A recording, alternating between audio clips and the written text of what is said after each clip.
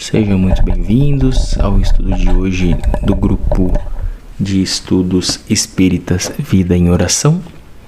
Hoje daremos seguimento ao estudo do livro O Evangelho segundo o Espiritismo de Allan Kardec, no capítulo 28, e falaremos do tema Diante de um Perigo. Se você é novo por aqui, por favor, deixe seu like, se inscreva, siga o nosso canal, coloque seu comentário, compartilhe nossos vídeos, nos ajude a ficar relevantes para o YouTube, para que possamos voltar a fazer lives. As lives normalmente são mais longas, nas lives a gente consegue interagir.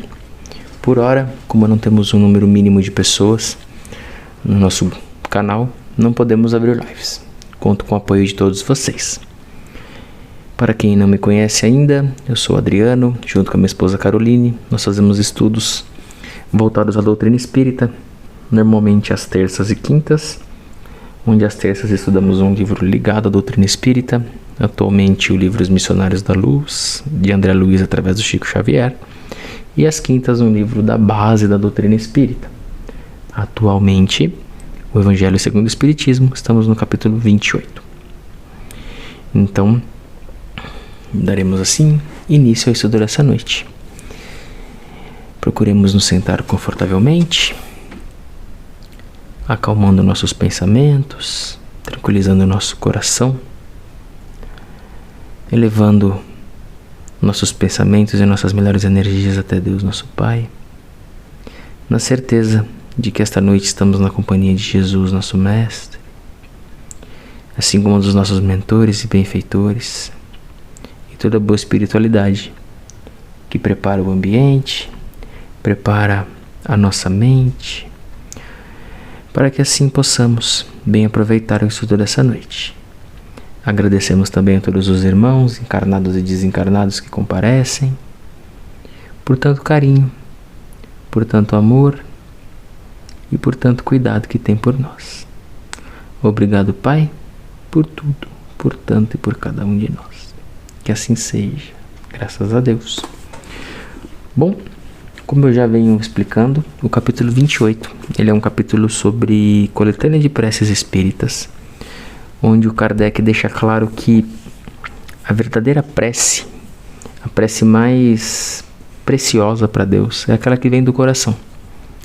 É aquele momento onde a gente para e ora a Deus com fé, com vontade, independente das palavras, independente do formato, se é feito com coração, se é feito com boa vontade, essa prece agrada a Deus.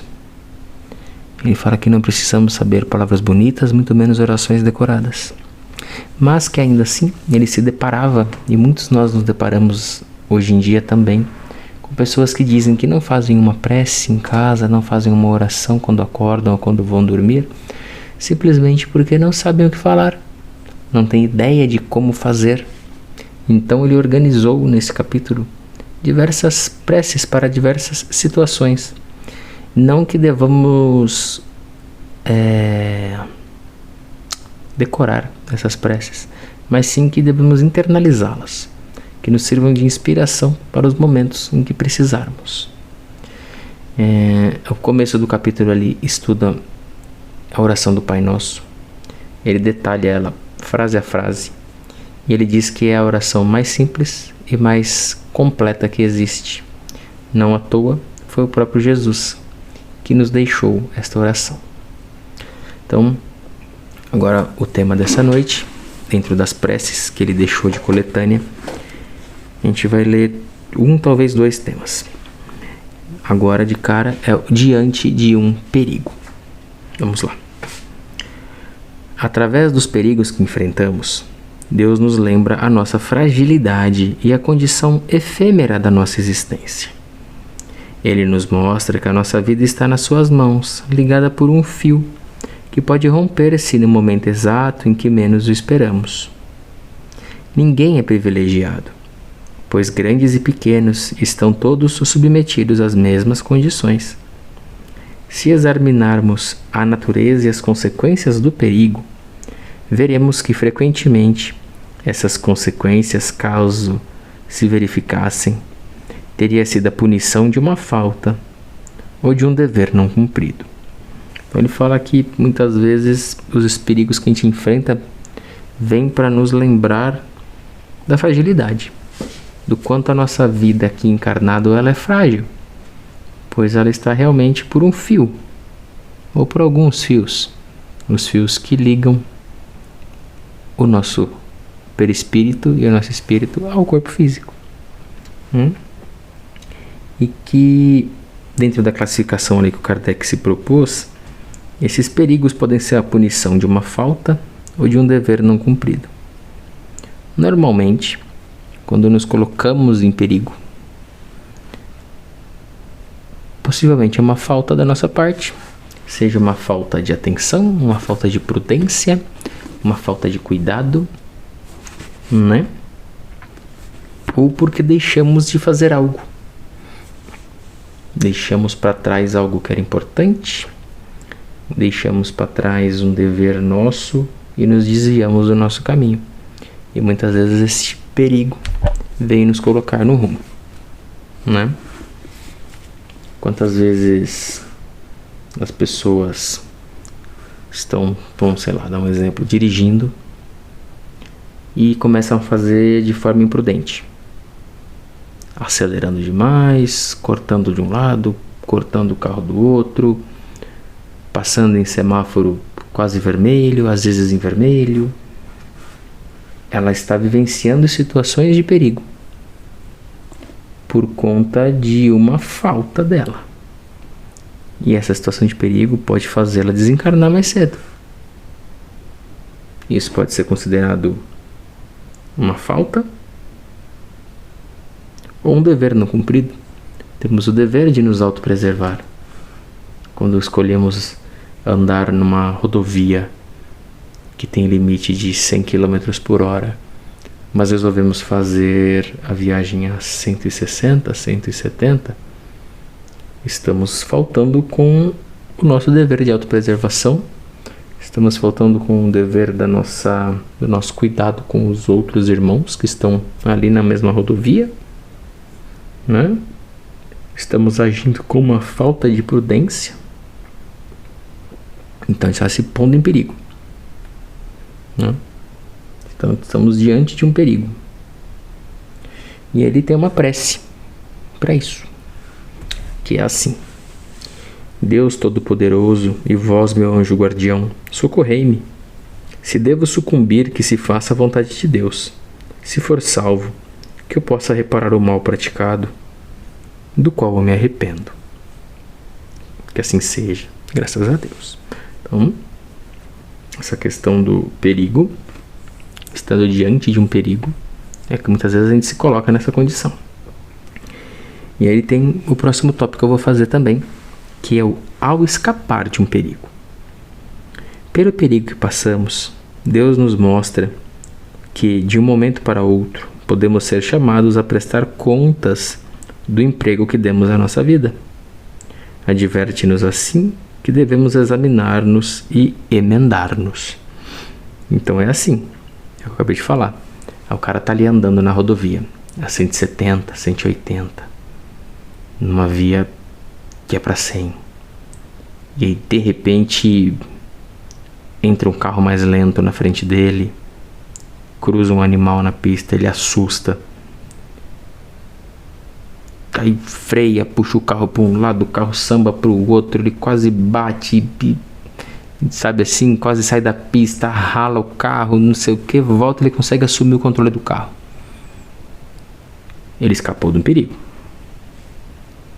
Então, o alerta foi dado. Olha, você está sendo imprudente. Daqui a pouco você desencarna por imprudência sua e você vai ter que prestar contas do que você fez da vida que você recebeu. Então, Deus nos dá isso como uma advertência e sugere que a gente se emende, que a gente tome rumo. Largue de andar assim, feito um louco, porque vai dar ruim. Se qualquer coisa que acontece na via, por exemplo, nesse exemplo que eu dei, a chance do cara sofrer um acidente fatal é muito grande. Então, assim, às vezes esse susto vem para que a pessoa se emende. Quantas pessoas aí não passam pelo perigo iminente de infartar? E quando escapam desse perigo, se emendam. Levam uma vida mais saudável, procuram situações de menos estresse, mudam, como a turma gosta de falar, da água para o vinho. Isso tem a ver com reparar o mal que vinha praticando e se emendar, né? Se examina e se emenda, se resolve, toma rumo, como a gente gosta de falar. E ele deixa aqui uma prece para essa situação também. Então vamos lá. Meu Deus, e a vós, meu anjo guardião, agradeço-vos o socorro que me destes no perigo que me ameaçou. Que esse perigo seja uma advertência para mim e que me esclareça sobre os motivos que o atraíram para a minha vida. Compreendo, Senhor, que ela está em vossas mãos e que podeis retirá-la quando quiserdes. Inspirai-me, através dos bons espíritos que me assistem, a ideia de bem empregar o tempo que me concedestes neste mundo. Meu anjo guardião, sustentai-me na decisão de corrigir os meus erros e fazer todo o bem que estiver ao meu alcance, a fim de chegar ao mundo dos espíritos com menos imperfeições, quando aprouver a Deus me chamar. Que assim seja, graças a Deus. Então, é uma oração, as duas orações, né? Primeiro, ali eles colocam na condição de que se for para acontecer que seja feita a vontade de Deus, mas que se ele puder ser salvo, que ele tenha a chance de reparar o que ele vinha fazendo de errado. E nessa segunda oração ele ratifica isso. Ele fala: Senhor, já que eu escapei, que eu possa fazer o meu melhor, que eu possa buscar o melhor caminho para evitar de novo essa situação, esse perigo, né? Essa fase de erros possa passar e eu possa sair daqui no momento que assim for necessário, da melhor forma possível e melhor do que eu cheguei. Essa é a meta de todo mundo, né? Desencarnar melhor do que encarnou. Do ponto de vista, obviamente, moral, né, gente? Tudo que a gente fala aqui é baseado naquele tripé que o Emmanuel passa através do Chico, né? Que a gente tem que estar aqui para evoluir em 3 pilares, né? Moral, intelectual e na nossa fé. Então, se a gente desencarnar com mais fé em Deus do que a gente tinha na encarnação anterior, com novos aprendizados, né, que entra na questão da inteligência, melhor do que a anterior, e moralmente tendo feito o melhor que a gente podia, a nossa encarnação com certeza não terá sido em vão, porque ninguém está aqui para ser peso, para fazer peso sobre a terra, né? Todos estamos aqui por desígnio de Deus. Como a gente vem estudando nos Missionários da Luz, toda a reencarnação ela é muito bem planejada, ela é muito desejada por nós reencarnantes e por todos os bons irmãos que, com a permissão de Deus, participam dessa reencarnação. A gente finalizou agora o capítulo 13 com os detalhes de uma reencarnação, mas acho que desde o 10 ou 11 a gente está tratando dessa reencarnação no livro da terça-feira. E ali ele dá detalhes de como é toda essa formatação para a gente adquirir um corpo físico. Olha, recomendo que vocês olhem, tem aqui no YouTube, no nosso canal. É muito legal. É muito legal. Então é isso, gente. Não vou alongar muito durante essa noite, não. Vamos assim então, acalmando nossos corações novamente, agradecendo aos irmãos aqui presentes conosco e convidando todos a fazermos a nossa parte prática, onde seremos úteis e auxiliaremos todos aqueles irmãos necessitados, aqueles que estão em nossos corações e nossos pensamentos neste momento e que sabemos estarem passando pelas mais diferentes necessidades. Vibremos então por cada um, por cada pessoa, por cada irmão que sofre, para que o alívio chegue no momento certo, de acordo com seu merecimento.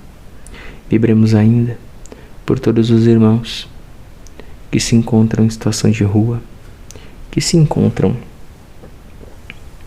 sem comida, sem vestimenta, sem água, sem esperança. Que o amor de Deus possa guiar as pessoas corretas, as que possam lhes ajudar nessas situações. Vibremos por todos aqueles que se encontram acamados, internados, adoentados, em casa, em clínicas, em hospitais, em leitos de dor. Que o auxílio chegue através de mãos amigas dos médicos, paramédicos, enfermeiros.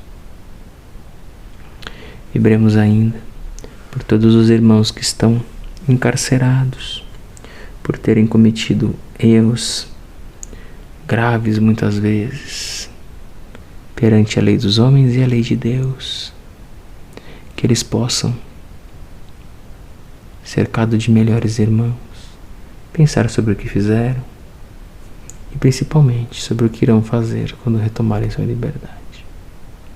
Vibremos também por todos os que nos cercam, encarnados e desencarnados, parentes, amigos, colegas de trabalho, conhecidos, irmãos de jornada, irmãos do coração. Vibremos pelos nossos vizinhos, vibremos pelas pessoas que estão conosco em nossa casa. Que o amor de Deus toque cada um desses corações, que cada um dos nossos vizinhos possa ter as águas de sua casa fluidificada, para que ao ingerir, ao se banhar nessa água, possam assim remover os miasmas e estarem mais suscetíveis às inspirações dos bons irmãos. Vibremos por fim, por nossa cidade, por nosso país, por nosso planeta, por seus governantes, para que haja consenso, paz e harmonia entre todos os irmãos. E assim, Pai amado, te agradecemos por mais essa oportunidade de estudo. Agradecemos a todos que chegaram até aqui. Não esqueçam de deixar seu like. Obrigado, Pai. Obrigado, Mestre Jesus e queridos irmãos. Que estejamos juntos ao longo dessa semana, deste final de semana, e que possamos nos reencontrar dia a dia e também na próxima terça-feira com o segmento do estudo. Que Deus nos abençoe e nos guarde hoje e sempre. Fiquemos na luz, na paz e no amor de Deus, nosso Senhor, porque Deus é bom sempre e a todo momento. Que assim seja. Muito obrigado a todos. Graças a Deus.